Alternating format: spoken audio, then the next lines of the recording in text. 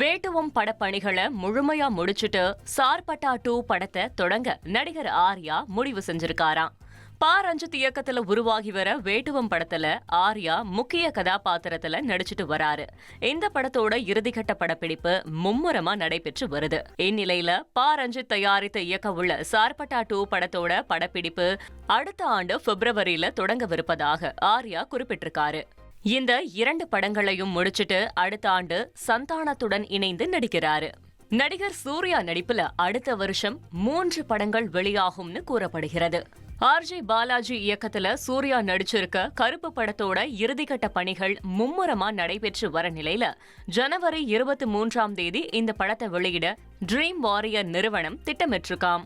தொடர்ந்து வெங்கி அட்லூரி இயக்கி வர சூர்யா 46 படப்பிடிப்பு இறுதிக்கட்டத்தை எட்டியிருக்கு.